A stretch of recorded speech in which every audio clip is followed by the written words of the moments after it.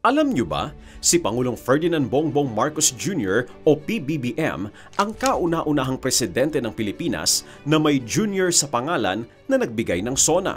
Siya ang ika-17 Pangulo ng Pilipinas at ikalawa mula sa Ilocos Norte, kasunod ng kanyang ama, si dating Pangulong Ferdinand Marcos Sr.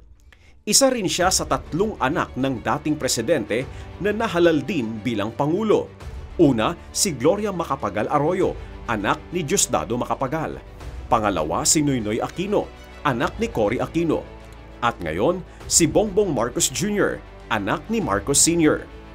Bukod pa riyan, si PBBM ay ika-11 senador na naging Pangulo, ika-11 kongresista bago maupo sa palasyo, ika-11 presidente na naiproklama ng lehislatura at ika-7 inihalal para sa isang 6 na taong termino ayon sa 1987 Constitution na nilikha upang maiwasan ang pagbabalik ng diktadura.